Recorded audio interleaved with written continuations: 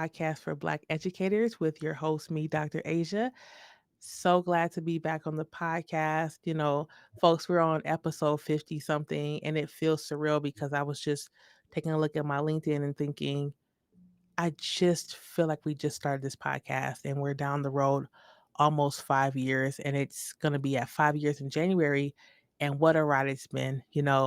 I think by the time you listen to this podcast, I've announced it already that we'll be recording live at South by Southwest EDU in March. We'll be doing a live recording with a special guest, and I won't share who that is right now, but listen to that information later. But so excited for that to happen for us. But we're not talking about South by Southwest EDU today. We're talking about Dr. LaShaune Stitt. Dr. LaShaune, how are you today? I'm here. I'm good. I'm hoping that we made history, today. I'm not too sure when we're going to air the podcast, but my daughter is a first time voter, so that was a kind of like a rite of passage. Um, Yeah. yeah, I was a little overwhelmed because it's been a day, but whenever you're in a space speaking and just exchanging, like we just got finished doing, it's all good. It's all good. So I'm here. I'm ready to share whatever message comes through me because sometimes, I can have a plan and then the divine spirit speaks to me and says, no, no, no, you got to say this, so Yeah. I'm ready. I'm ready. Yeah. Yeah. And it is election day today, folks, and I got everything crossed. Right. Anybody but Trump 2024, okay? That's it. We will not go back. Okay. We cannot go back. No, no. Yeah, and so, you and I kind of met on LinkedIn, the place where I live, and you're like, "Hey, I'm interested in learning about the show," and we had a chance to chat and find out, we have so much in common talking about the Yes. journey, and you'll have lots to share with us about the ways that you came into education. We're going to just jump right into it. Tell us about your journey into education. How did it all start for you? Well, I'm gonna be very honest. I was the little girl who used to set my dolls and stuffed animals up, and I was the teacher. Then I was blessed to have a mother who was an educator as well. So that has been I guess you could say embedded in me indirectly because my mother didn't want me to become a teacher. We happened to teach in the same school for a period of time, and I was the Oh, English wow. I was the English teacher, she was the math teacher. Um, and so that was, my I guess you could say the guiding force for me going into education. You know, then I got deep in. I didn't realize I was just thinking, oh yeah, I'm gonna be an educator and I'm gonna have my summers off, that thing. But I knew with my mother, she was always summers in, after school, feeding this one, buying coats for this one, that kind of thing. Yeah. And so that was the norm. And I started teaching like as soon as I graduated from I was a late graduate, I'll say that. I was already a single mother, and so I needed to be a little more stable because I had a young person to take care of. So I started teaching in Harlem, where I'll always rep Harlem World. I think I was about 28, 27, and yeah, because this is year 26 in education, all things education. So started as an ELA teacher in middle school. Actually, no, let me go back. I was a fourth grade teacher in a private, all black owned private school in Harlem, called the Modern School. It was started by Mildred Johnson, who is the sister to James Weldon Johnson, who we all know, right? And Well, then tell our audience who may not know.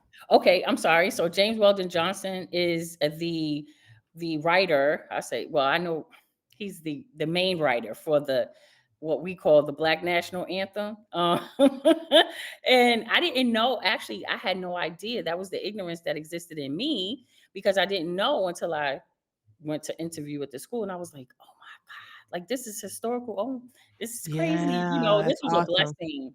And so I taught fourth grade my first year. I knew that I would never teach elementary school again because it was a little bit too much, but it was amazing, Dr. Asia. I got a chance to expose my students to sequoia, Native Americans, and this being Native American, the month of the American Indian.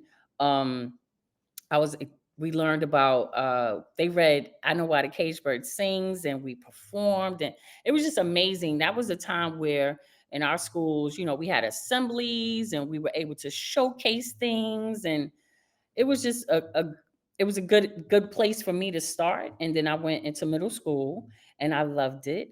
And I stayed in middle school, then, kind of worked my way through the ranks, and eventually I became a lead teacher in Pomona Middle School up in Rockland County, and then a friend of mine at the time had reached out to me to ask me to collaborate on a proposal for a new high school, and I was like, really, I don't know. And when he explained it to me, I was like, I'm in. I'm Yeah. in. It was a school for all males, Black and Latino males, and we didn't necessarily know where we were gonna be, but we knew that we this was our mission.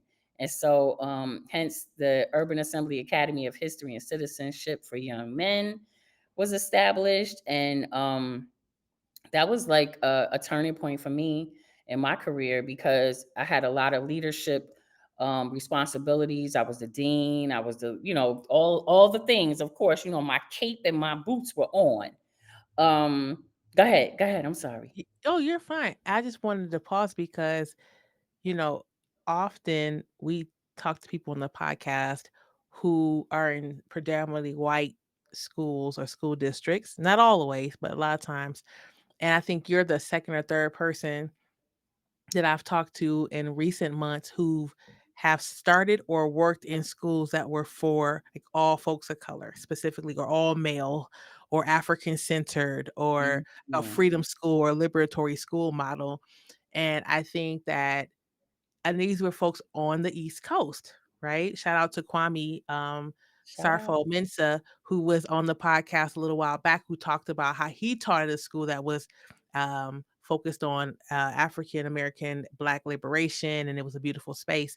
And I just want to know, it seems like for those of us living in the mountain states, me recording here in Colorado and other places too, that would be a dream, right? To be surrounded by like everyone who looks like you and not just folks who just look like you, but also that the curriculum, that the programming, everything is centered on your well-being, on as a student, your success, knowing and focusing on your cultural identity, right? And I just have to pause you to like stop and highlight that because and I don't want to assume that it was the best experience you ever had, but I do want Right. to say that it's really interesting that we're hearing more and more folks talk about these freedom school, liberatory school models as places that they have taught. So I just wanted to pause and say that, but continue, please. Oh yeah, shout us out for real because honestly, it was a space, and granted, every learning environment is going to have some challenging times, but for the most part it was that space where I was able to kind of really cultivate my leadership skills. I was able to write the curriculum that was designed for an all male population, particularly males of color. And I spent time really digging into the literary works that we would be using, and how I would shape the my class in particular, and then use that as an example for other teachers. Also, building community. And so, think about it, you have these young men and they're like high school. We're not trying to go to no all boy high school. We had that mentality. We had the mentality that our young men were coming in, our scholars, as we used to call them, they were coming in with oh, you're not doing, you don't do too well. And, oh, we'll do this mediocre work. And it was like, nah, we're not settling for any of that. That, Mhm. our expectations are here. and we will set the bar there, and we expect for you to not only perform academically. See, I think this is where the problem is. It's not just about the academics and the numbers, it's about the whole student. So, we were in, and I don't know if you're familiar, but in New York, 20 something years ago, we had metal detectors in our high school before a lot of these high schools Oh, and middle yeah. school, right? I'm So, from Detroit. We so you had already I know. already know, yes. Okay, and you know how our young men were coming in. They had to go through the metal detectors, take your belt off, take your shoes off. They were already dressed, dress shirt, tie, dress pants, dress shoes. So the emasculation process was taking place before they even came upstairs to our classes. So you can Mm. imagine what that was like. So one of my colleagues who's like my brother, I was telling you about earlier, brother Patah, we were intentional about using a drum as the signal to change classes or when classes would start. So that, our young men were in the hallways and they were dancing and so forth and so on. So it was that cultural piece that was so important. And then they needed it to be in a space where their identity was celebrated, you know. It was just a beautiful space to be in. And to be able to create that space was even more so. I think it was the one of the most important and impactful things that I have done as an educator. And then remember, I had a son, so I was a single mom. So my son was in the school as well. So it was extremely important for that space to be what we needed it to be for them. Ah, yeah. I wanna know, because 'cause you're talking about the student experience. I'm sorry, and I What was supposed to be talking about me and how I got Oh, started. no, this is beautiful. I just wanna ask then this and I think people wanna know what it's like. They wanna know the experience probably because there probably are folks in the audience who are saying, "Oh, that school's opening down the street from me," or, "I thought about sending my child to that type of school," and you're helping them to make that decision. So, definitely 100%, that's beautiful. I'm glad you talked about it. I'm curious to know, what was the experience like, or how did the faculty and staff Yeah. what was that like for you all hmm to be coming from all over? Some folks at predominantly white schools, some people in like all kinds of different settings. What was that like for you all to be building a school and to be coming together as your own community of adults? I will say this, with all intentions that we were intentional about our staff and having our staff look like the students that they would be standing in front of and greeting every single day. So we had, even though it was an all male population, we, of course, I was there. We had advisory, so all of our faculty were either Black or Latino males or from our community. That was in the beginning. I'll say that part. That was the beginning. Mm, And as you know, the system will cause you to change things, cause things to shift a little bit. And so the landscape of the faculty changed. And so therefore our mission and vision shifted and our focus mm. shifted.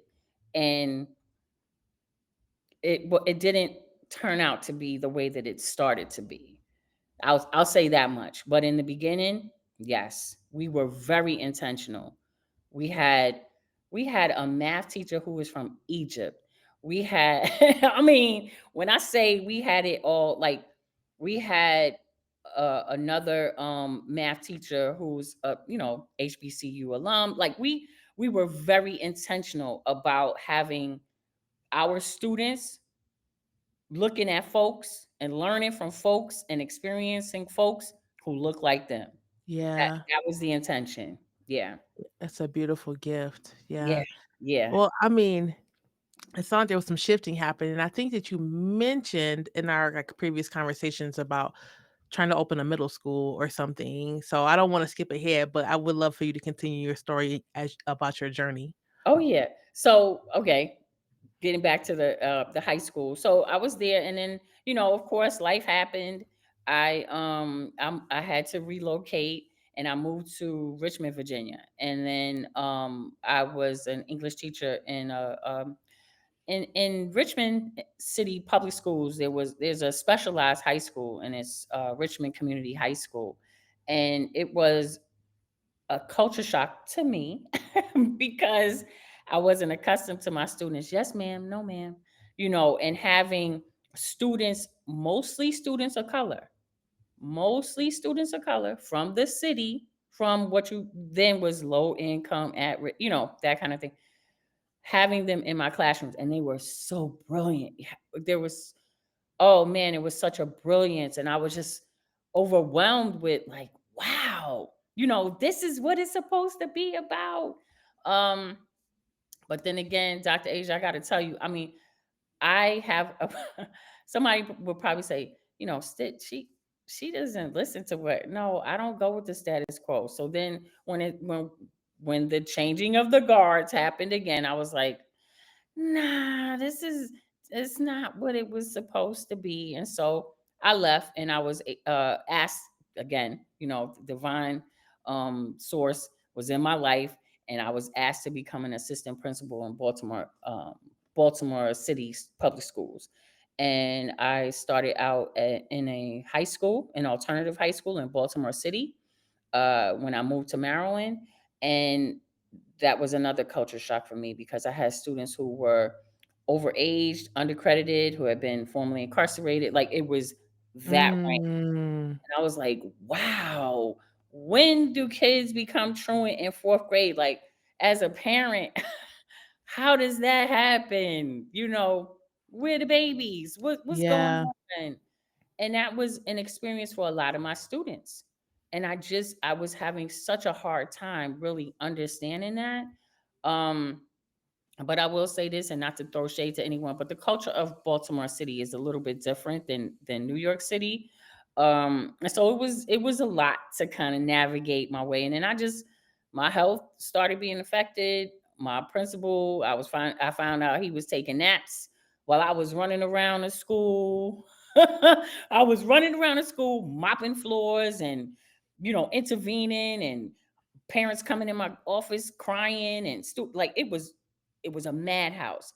I'm finding out that he was in there napping, and I'm like, I'm having health issues. I said, time out. What is going on? And I got two young little ones. We can't do that. So I made the decision.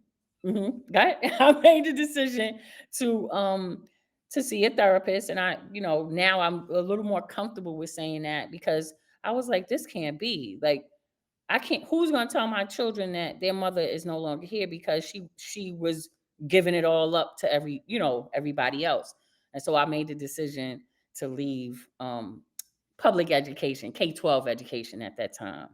Yeah, there's a lot of pieces in that I last, know, I know.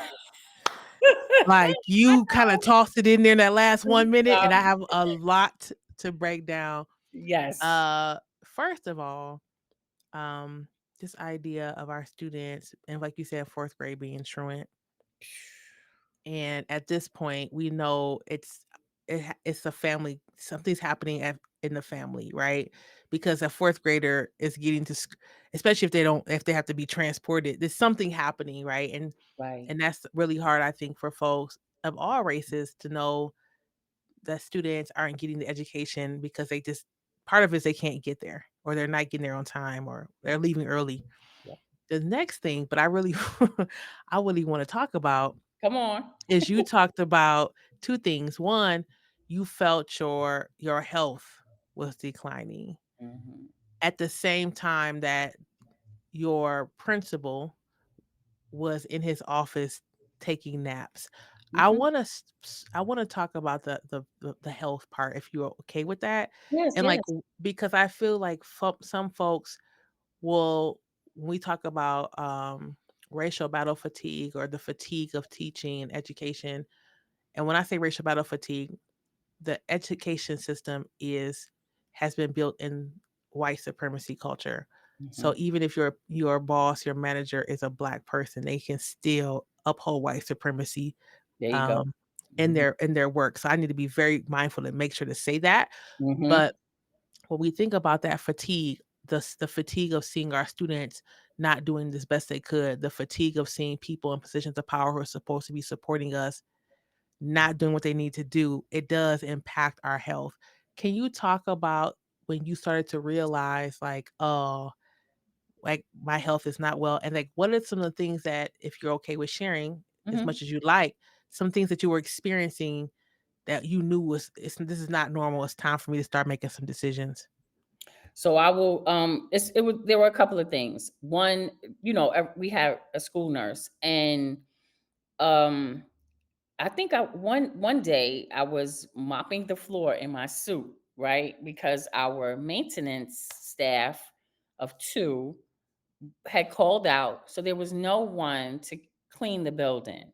And I was upstairs because we had 2 floors, and I was upstairs in heels and suit with the big mop, that big industrial mop and bucket, mopping the floor. And the parent came, she got off the elevator because we had, parents could use up. She said, "Aren't you the assistant principal?" And I was like, yeah. She was like, "Why are you up here doing that?" I said, "This is what we do." Like, what am I gonna say? You want your child to be in a building where it's all kinds of stuff, because it was days that they didn't show up. And so Oh. I'm saying, this we can't have this. These kids can't be in here like this. So while class was in session, I said, let me get that mop."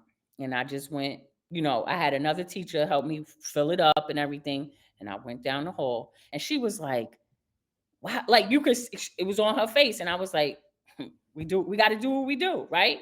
And I just Mhm. kept on moving. But I knew something was going on, because I wasn't, and this is, I wasn't going to the bathroom the way that I wasn't taking my bathroom break. I'm like holding my pee. My nurse said to me, um, "Miss Stitt," because at that time I was Miss Stitt. "Are you okay?" And I was like, "I'm a little tired or whatever." She was like, "Come into my office." So, th- she was gonna she read my blood pressure twice. And she said, "You got one more time for me to do this reading. And if it's high, I'm gonna call an ambulance myself." And I was like, "Oh no, wait, time out," because I had my little ones at the school as well. And I was like, "Wait, hold up, hold up." She was like, "Did you drink water today?" And I was like, "I really, it's in my office. I didn't." And she said, "Mister, you can't keep doing this. Like, you cannot continue to do that." At that time, my principal calls on the walkie-talkie. She said, "Don't you answer." So she answered. She was like, "Miss Stitt is in my office right now. She's not doing well. And whatever it is has to wait, or I will send her to the emergency room." And I was like, wow, because we Mm. got to show up. We got to be in the space. We got to do our thing. So that was number one. Number two, when I went to for my primary care, you know, of course she was like, "You got to go to the doctor. Like, you need to go get this work." Found out that I had a blockage in my kidneys. And I was like, "What?" So I had to go to a urologist, a specialist. And the urologist was like, "Wait, we're gonna have to schedule a procedure for you." And I was like, "Oh, nah. We can't keep this up. We cannot keep this Wow. up." At the same time, my OBGYN, out of out of the blue, he was like, "I need you to go and have this mammogram done because you've been putting it off." And I'm like, "What?" I'm okay. Well, I'll get it. He was like, "No, no, no, no, no. I'm scheduling you today," because it was like right after. Think this happened one after the other, and I was like, "You know what? I can't keep this up. I cannot. Yeah. I can't."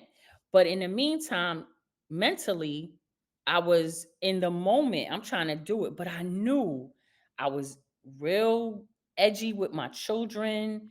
I was short.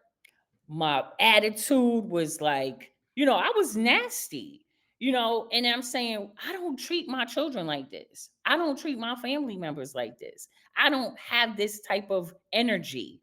And somebody said to me, "Hey, maybe you should go talk to somebody about it." And I was like, "I don't do therapists. I'm good." And my school secretary said, "You should go see a therapist because we could write you out." And this is how she was: "We could write you out." And I said, "Hmm, let me go see the therapist." And sure enough, the therapist was like, "Oh no, you got to be out of there. You have to. You have to do whatever you have to do to take time away. I'm gonna keep you out." And I was out for 2 months. I was out for 2 months. No, Audience? it was a lot. I'm sorry. No, no, I need the audience to hear everything that you just said. I feel like in education, we think it's a flex not to pee all day. I feel like we feel like we've won if we're the one mopping and turn the lights on and off at night and did shoveling coal into the furnace, and I feel like we're waiting for someone to give us our flowers, and we're just gonna think we're gonna keep that up, and Dr. Stitt is telling you that is not the case. You had women Women. looking out for you Mhm. and saying, "Nah, sit down. Mhm. Let's get this blood pressure together. No, you Mhm. need to do this. You need to take care of yourself. You need to do that." Yep. And advocating for you in the ways that at that time you were not able to advocate for yourself Yep. Yep. because you were sacrificing for the students. Mhm. And I'm sure that some of this is like on the back end, you're processing, like you said, with your therapist, and you're Mhm. like, oh, that was madness. But Pure madness. there are so many of us who are listening to this or who know educators and like, that's so awesome. You're such a hard worker. I'm sure the students appreciate you. And we take that and think, "I have to keep it up because if I'm not there, who's gonna mop? If I'm Mhm. not there, who's gonna turn the lights on? My principal's taking a nap in the office," which we're gonna get to in a second. Girl. Please no, because I know the audience wants to know and I wanna know. Yes. And so if he's not showing up or she's not showing up, I have to be the superhero, Mhm. right? Mhm. And it's always to our detriment first, and then it's always to the community's detriment. Our children Mhm. suffer, our community outside the workplace suffers, Mhm. right? And so Mhm. I need the audience to hear what we are saying because we can sometimes visualize that people are telling their stories in these like all white schools and it's always racism at the hand of some white educator or these things, and not always, Not always. Not always. right? And I am one, shout out to Stacey Brandon. I know she's listening to this episode, who I am one who had someone tell me, "Girl, it's time to go." Yep. Right? Because I was in the same kind of space of just trying to hold on because the kids need me, and but my family suffered and my community suffered when I was in that last year of teaching. Now, Mhm. let's get to this principle. Oh. Hmm. We wanna know. Hmm. We go this is cheese made, folks. We go pause for the tell me, we wanna know how you found this out that he was sleeping in his office, and then, like, was there ever a time where you spoke to him about this? Like, what was that relationship like? Because he sounded like he brought you over to the school, and then you end up being the principal, sounds like, the real Right. principal. Right. So tell us about that, please. We'd love to know more. So to give you a little bit of context, my principal, who I was just talking about, was a teacher that I hired when we opened the all male high school. So that was the way we were connected. When he got his opportunity to, become the principal at the school in Baltimore City, he reached out to me.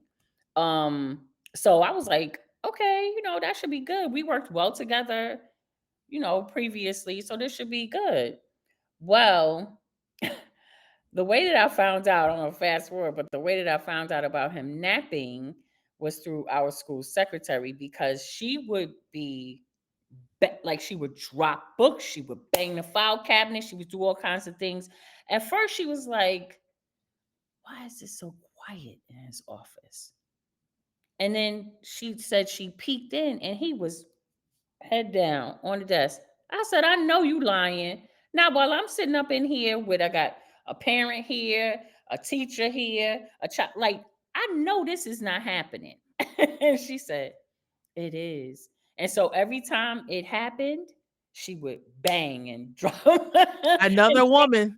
Yes, another woman. I love. Oh, Miss Collins. I'll say her name, Miss Collins. Alright, Miss Collins, we shout you out. We Yes, shout you she. out. Oh my God. And she loved on my children because there would be days that I would be there nights, evenings, 6 o'clock. I hadn't been able to take my kids home to make dinner, and I had parents, Michelle, her out too, who would look out for my babies and say, Miss, did you want me to get them some pizza or you want to go to Chicken Run or something like that? Mm. This was the community that rallied around me and my children. Mhm. Um, but they were also the ones who were like, "You can't keep doing this. Your kids need you." And I was like, "Oh no," again, the savior with my cape and my boots. And I'm like, "No, but the school." And then, I can't specifically say who it was because it came from different places, but everyone was saying, like, you cannot keep it up. You can't keep this up. You cannot keep it up. And then Yeah. when it came time for me to have that procedure on my kidneys, I was like, yeah, nah, I can't keep doing this. But it was the women that saved me. Yeah. Mhm. You said you were out for 2 months. 2 months. Uh, did you go back to Oh, I work? was getting ready to tell you that. Okay, so this is what happened. So when my time was up and I maxed out because I even got another 2 weeks after that, I had an anxiety attack. I never knew what that was. But when my therapist said, "Okay, so I got your paperwork, you can come pick it up. I have a prescription for you." I'm not a fan, I'll tell anyone, I'm not a fan of medication. And she said, "I have this." And I was getting ready to call my school secretary to let her know. And like I was paralyzed and my heart was beating fast. And I'm like, what the hell is going on? Like I didn't understand it because I had never experienced that before. And thankfully it was on a Friday. And I'm like asking one of my girlfriends, "You ever experienced that? Like, what is that?" And of course, I'm WebMD and myself, like, what is all of this? I was scared to go to the doctor because I really didn't want the doctor to tell me, "Oh, you got a heart problem," or whatever the case may be. And I know we Mhm. do that too, Mhm. because We do. I don't want to take that. I don't want to accept that. And something came up about anxiety. I was like, anxiety? I don't know anxiety. What the hell is that? But sure enough, I had a full-fledged anxiety attack. And Monday, I emailed my school secretary and I was like, I cannot do it. I said, let's use up all my sick days, whatever PTO time I have. And I went out for the rest of the year. I could not do it. And my principal called me. He was like, "You're not coming back." I was like, "Look, my health is at risk. My children are not getting all of me. I can't do it. So I have the time and I'm going to use my time." And then he, of course he was mad. "Oh, well, how you going to do that?" It is what it is because at 3:50 he was walking out the door with his keys in hand, no children, chick nor child, nothing. And he was walking out the door. "Okay, Stick, see you later." And I'm there trying to catch up on the work that I didn't get a chance to catch up because early I'm handling 'Cause discipline. you I'm Mr. Clean, hello, mopping, Pine-Sol, all Fabuloso. the things. Yeah. Yeah. And that was my breaking point. That was the point. I was just like, I can't do this anymore. And don't get me wrong, and I'm gonna say this, and I don't want anyone to be offended, but this is a revelation that I came to on my own. The black males that I had in that were my supervisor or however my principal or whatever, they they showed me I can't trust you. And I feel honestly, I love my black men, but the positions that I was put in and the way that I had to sacrifice my health, my children's livelihood, it wasn't worth it. And I've been tarnished by that. Granted, I have grown a lot since then. I have evolved, but I will never allow myself to be in a position where I will put my health and my mental well-being on hold or in jeopardy for anyone. Yeah. Anyone. And granted, Yeah. I walked away from some money, because we talked about that earlier. I had a good paycheck, right? Couple of good paychecks, but it was not worth it. And when I say the universe was moving in my favor, when I when I stopped, and I said I wasn't coming back and I was going to use my sick time. I had an opportunity to start my program, Women of the World, and I got a grant from Loyola here in Maryland. Like, things worked out the way that they were supposed to. And honestly, I have not been in a full-time position where I've had to clock in and clock out or be since 2013. Yeah. It's been rough, don't get me wrong, there have been, the roller coaster ride, but to be able to I could go to my kids and read to their classes, I could go on field trips, I could see my children grow who are now not 19 and almost 18. I was able to pause and step away from an environment that was toxic for me and my body, and I can see my children now, you know, that Yeah. yeah, and I was able to homeschool too. I homeschooled for 2 years. Yeah. Dr. Yep. LaShawn, this reminds me so much of we had a woman named Rhonda come on a while back, and people had said to her, because I'm just thinking about what your principal said, and like, what about your work? What about the community? What about the school district? And she said, what about my family? Yep. My What about children my need to see me well. My children need to see me whole.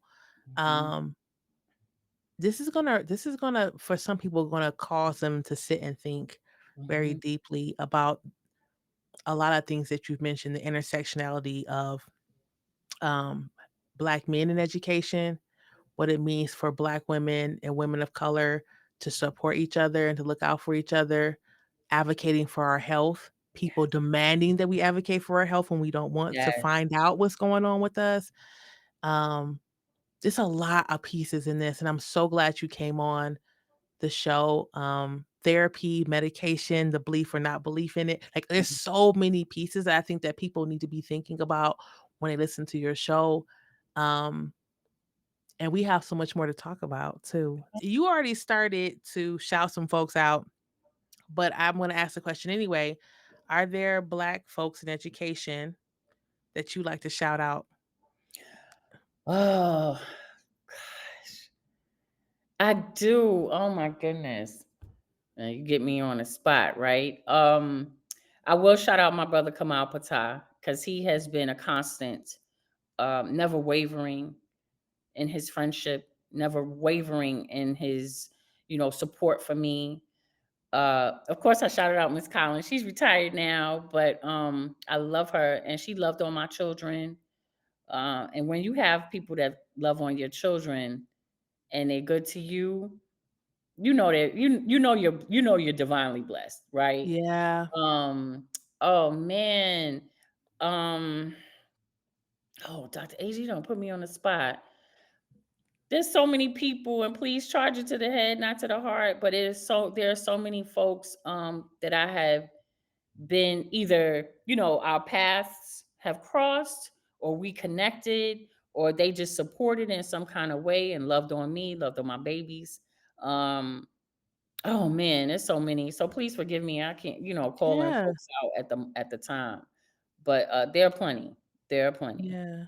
And I Yeah, I do have love to that. shout out this I'll shout out the spirit of because this is, of course when we're calling summoning our ancestors, Dr. Kenneth Hale, whose mother's Clara Hale. I don't know if many of you knew Mother Hale. He was one of my very first principal supervisors, and he was good friends with my mom. They started a school as well in Harlem. So Dr. Kenneth Hale, of course, my mother, Carrie Lee Payton, and her spirit just rides with me I just, sometimes she just envelops me. She's, I Yes. can feel her. And Tracy Gaskin, who has been a constant. She was a friend of my mother. She was a teacher, the whole nine. Just so many. But the ancestors, I got to give it up to them because they definitely ride with me. They definitely ride with me. Yeah, I love that. Thank you so much for sharing. Yeah. So the next question is, what are you doing now? You've been out the game, the K-12 game for a minute. Yeah, what are Yeah. you up to? What are you doing now? Yes. So I will say this. I have, I'm not formally in a classroom or anything like that. I was an adjunct for almost 7 years until they didn't see my value and my worth. And I had to peace out and give them, the good luck to you. Because I'm not going to be overlooked by underqualified and underexperienced white women again. And they Um, will and universities will adjunct you to death. Yes, and you're not gonna steal all my energy, you're not gonna steal all my power, and then not compensate me or give me the position that I rightfully deserve. Nah, that's okay. Um, so I was in that space for a while, but I think I volunteered so much, Dr. Asia. My youngest is still in high school, he's in his senior year, and I have been riding with PTAs and parent groups and advisory councils and all kinds of things to this day. So I do offer my services. I was a reading volunteer for the little ones. And now, as far as what I do, as far as education is concerned, right now I am contracted with New York City Department of Education as a consultant for their Education Pathways program and their grow your own model. So schools that have identified themselves as an education pathway school, I offer trainings to their teachers.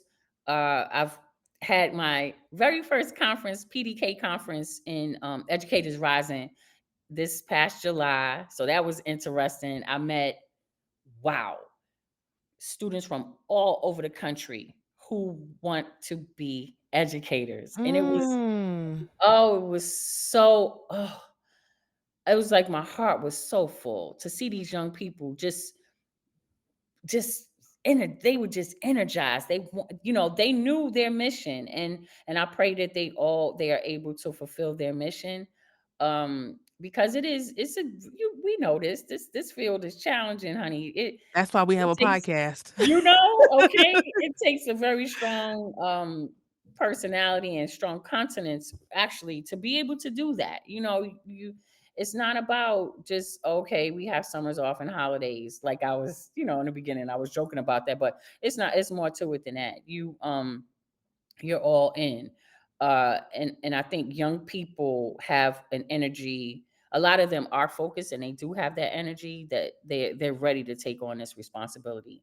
So besides doing that, I started another organization. I'm always starting something. That sound But good to me. right, educate the world, which was really geared towards, I started it during COVID and it was really going to be just a virtual thing, and it expanded to include parents and teachers and community stakeholders and scholars to offer resources and just a place where learning about culturally responsive teaching and learning and how do you what kind of literary works do you choose in your class, like just whatever. But then I expanded, so provided financial literacy to families, heart health, because I'll say this, my mom, she did have heart issues, and that's an area that's very dear to me. So Mhm. I had I had a parent posse chat, because that's what I call it, parent posse chat, on heart health and just different topics in the community and how to engage the community. um I've done a lot. It's like, it's a pot of gumbo. A lot of people ask, Yeah, that's really what it is. My career, or whatever the path that I'm on, is a pot of gumbo. And every once in a while I got to stir it up a little bit and do something different. I'm very proud to be a board member of black owned and operated organization that is geared towards promoting food sovereignty and agricultural awareness and farming and so forth and so on, to black communities, not most specifically to black communities, particularly those in rural areas in Maryland. um yeah, I'm trying to think what else. so It's much a lot. stuff. I Yeah, mean, yeah. that's a list, and I love that, a lot of people come on and they talk about just like the career parts, which is totally fine. And you're saying there's lots to do. There's lots to do. There's advisory groups. There's hanging out with your children. There's also just sitting, standing around, looking outside the window and minding your Right. business Minding your a- and business. being still, right? Yes. Yeah, You're not yeah, still enough. That's the thing. And I'm learning that also. It's still a yeah. work in progress, I'm sure, for many. And I didn't mean to cut you off, but No, you're fine. we have to learn how to sit still sometimes and just be. And just be. And Yeah, again, it's a work in progress for somebody who one of my a young lady I know, she used to call me busy bee. And it wasn't, it's like I don't want to be considered to be busy. It's not busy, but I guess that's what it looked like to other people, but I was engaged and involved in a number of things. Yeah. yeah, I love that. So I'm gonna ask you one last question, Come and on. I this morning I was having a conversation with someone who's going to be in a podcast down the line, and this came to me to ask this question. Normally, I ask the question, "What's bringing you joy these days?" But I'm going to change that, and the question I'm going to start asking from you to be the first one from now on is, for you, what does it mean to be well?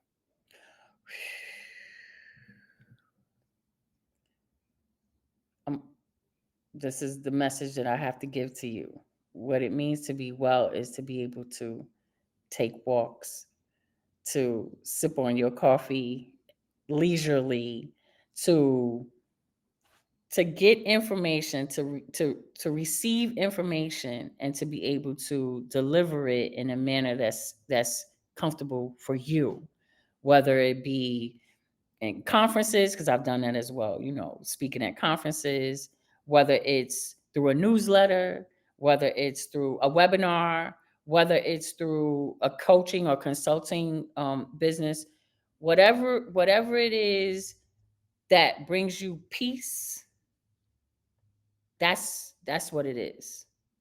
I told you I haven't worked a full-time job where I have to go like 9 to 5 kind of thing in 13 years. And sometimes it's rough, some months are rough, I'm not gonna lie. But to know that I dictate my schedule, I can pencil out time. Oh, my son has a game. Oh, my daughter has a this. Oh, I need to go get my granddaughter from New York. My schedule is flexible. I dictate how I'm spending my time. My husband and I sometimes we like to go walk the dog, whatever, talk, whatever, hey, politics, even though I try real hard not to. But though having those moments, because life is very, very short, whether we choose to accept it or not. I just went to a memorial for a very dear friend of mine who passed away at 52. Mm, 52. No children. He was a first responder. And it leveled me and reminded me life is extremely short. You got to love on those people that love on you. You got to take care of yourself. If it's a cup of tea, cup of coffee, like and I say in one of my talks, sage or sativa, whatever works for you to bring you peace. yeah. Yes, Ooh, whatever sage it or is. sativa. And Okay, Colorado folks know what that is. They you already know. already know. But yeah. That's what it is. We're spiritual beings having a human experience. And this is a beautiful experience if we allow ourselves to fully engage in it. That's what I've learned.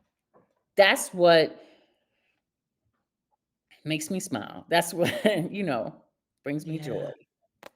That's Yeah. well-being. That's my well-being.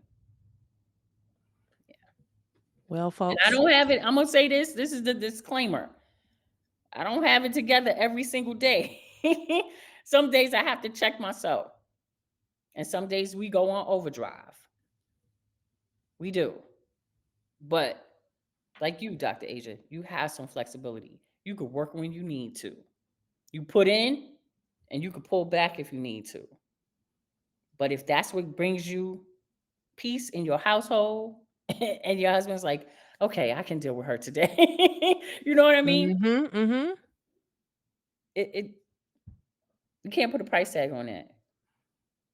Can't. My 2 cents.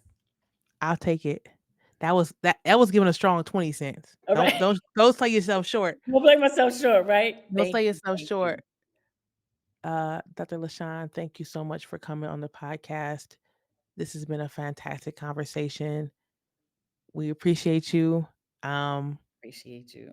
yeah, folks, you need to be finding Dr. LaShawn on LinkedIn, connecting with her, taking those notes, like I said, thinking about your own journey in education or whatever field you're thinking about. If you're a person, administrator in education, and you are supporting Black educators, think about this.